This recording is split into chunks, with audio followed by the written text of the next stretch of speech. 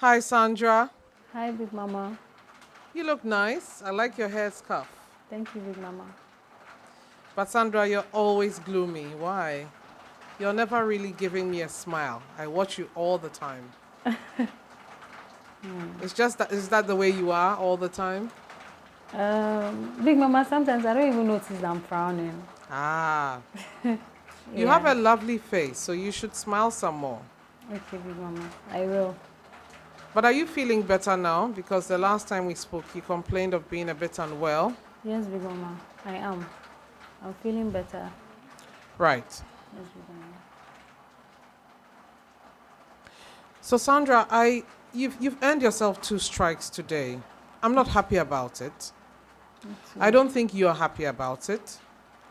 But I have to see an improvement before I can decide whether or not to maintain the strikes or to cancel the strikes. Am I clear?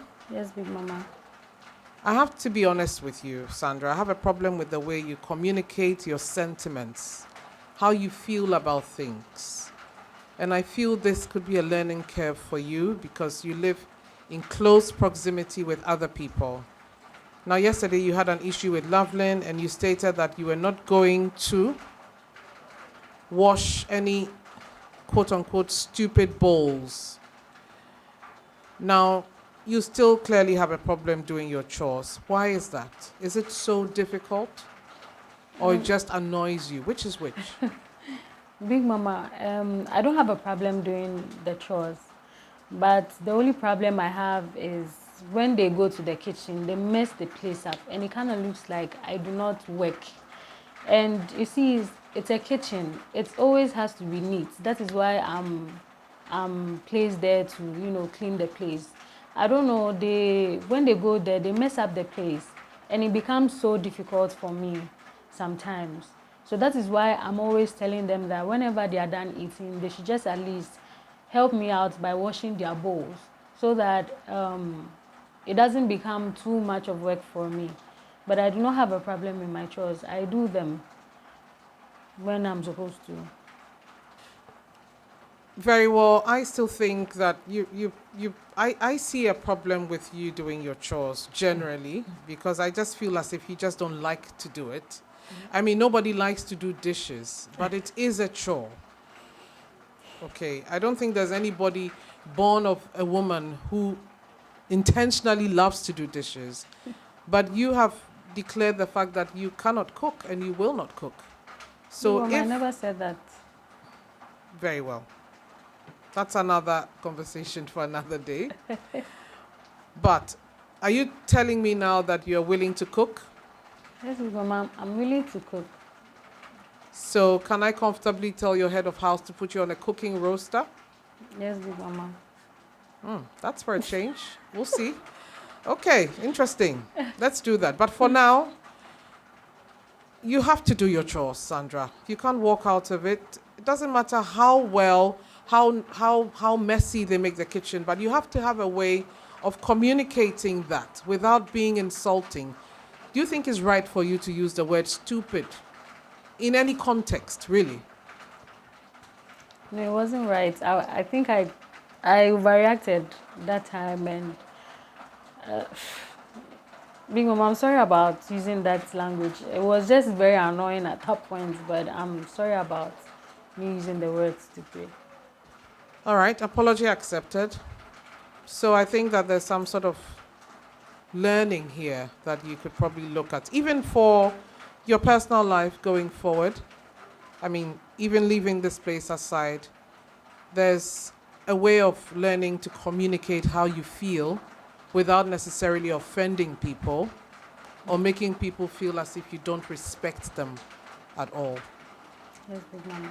Do you think that I'm making sense? Yes, Big Mama, Is you there are. something to learn? Yes, Big Mama, I'm learning each day.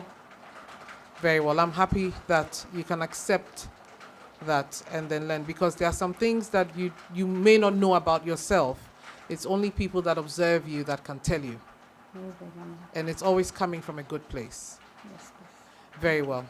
So tell me about Etonam and Loveland. How has it been with them as heads of house? It's been well. They are doing their jobs well. and I do not have a problem with how they are actually working. So yeah, they are good.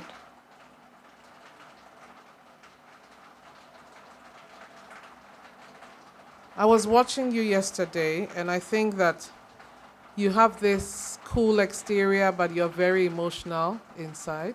Am I right? Yes, Big Mama. I saw you shed a few tears yesterday, and you spoke to Jato about the fact that you feel as if you're kind to people, but they pay you back with something else. Why do you feel that way? And are you experiencing that in the Perfect Match Extra house? Big Mama,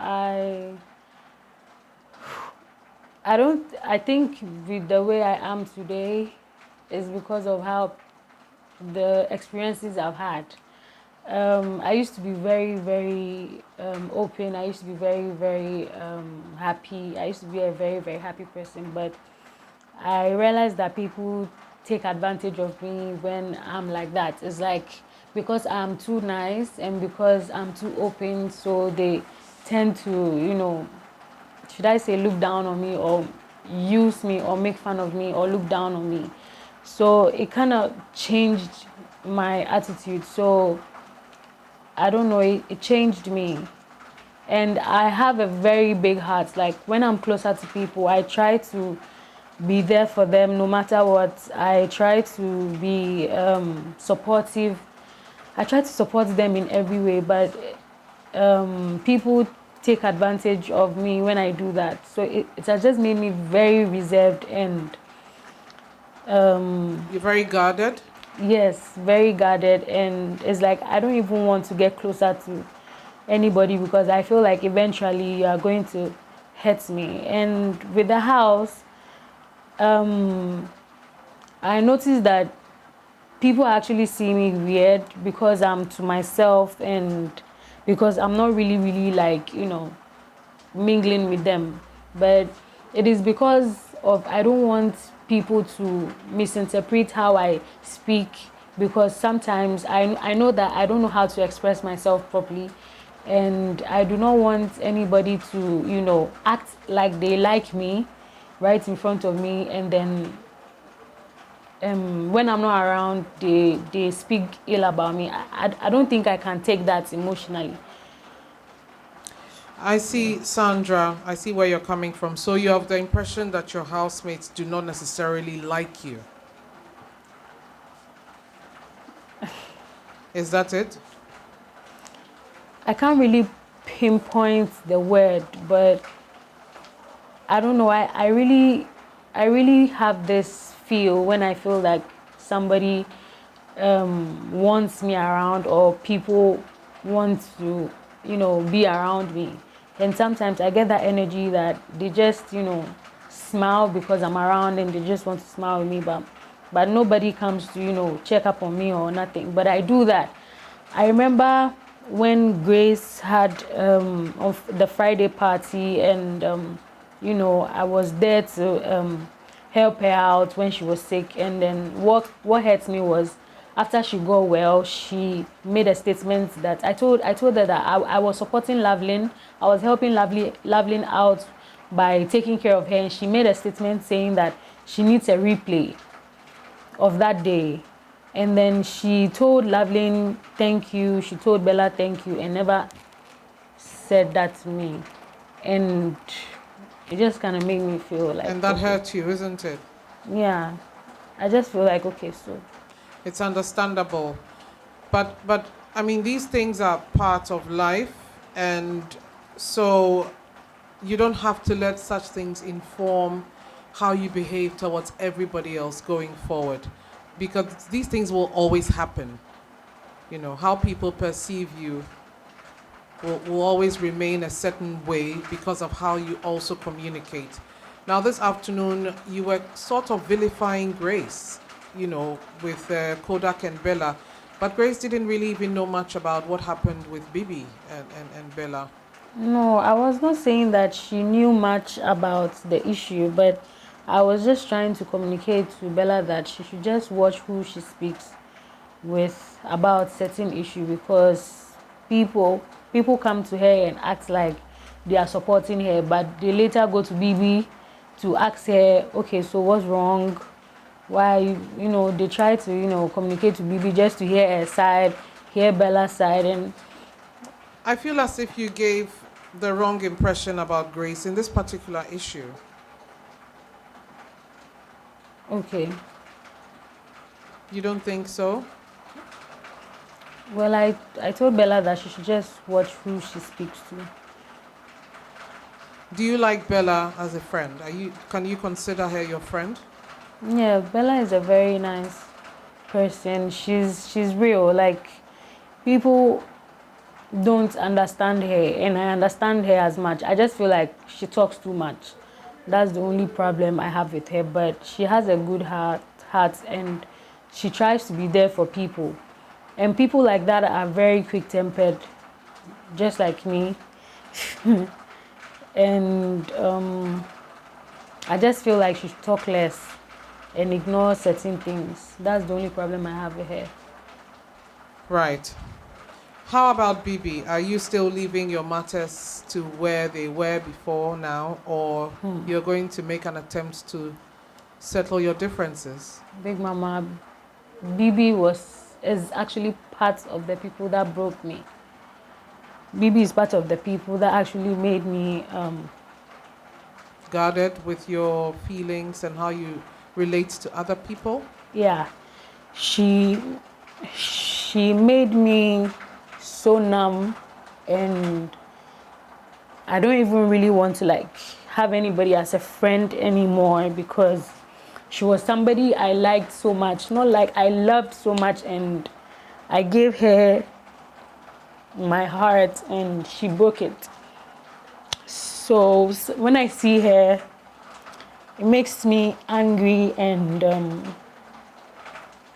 it makes me so angry, like very angry, because we've been friends for like 8 years, and it just makes me just. That's okay, Sandra.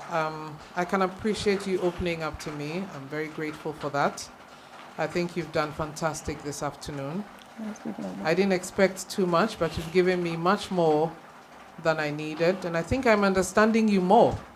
Yes, and maybe your viewers will also understand you more, because you've been very vulnerable. So thank you for that. Thank you, Big Mama. But let's come back to the elephant in the room. Okay. I didn't see you for 40 minutes last night, Sandra. I'm not happy. I couldn't see you. I couldn't hear you. Tell me what happened. You've earned a strike for that. Big Mama, to be honest, I think when we were done from the kitchen, I went to the washroom, and I was in the washroom, and Jato came in, and he said I should wait for him at the washroom. And because I was going to bed, so I left my mic was already muted because I was about going to bed. So my mic was muted. So it wasn't intentional. Jato actually told me to wait for him in the washroom. So for 40 minutes? Yes, Big Mama. Are you sure I can't suspect you guys? No, Big Mama, no. It's nothing. It skipped me that I didn't have my mic on because we were talking. Well, that is a punishable offense, as you know. Yes, Big Mama. So you have earned a strike, and I think I'm going to actually double up the punishment. So for this, you are not to share a bed with Jato for today and tomorrow. Am I clear? Big Mama, I cannot sleep alone. Okay, Big Mama. So you will not share a bed tonight with Jato and tomorrow night. I want to see how you cope. Yes, Big Mama. But I hope you learn to ease up a little bit more, smile a little bit more, and just try to relate a little bit more with your housemates. They are not that bad. Try to get to know some of them more. Try to build a few friendships if you can. Yes, Big Mama. It's all part of it. I will, please. Are you still doing your morning devotion and your singing? I haven't heard you sing in a while. I think you have a really lovely voice. Thank you, Big Mama.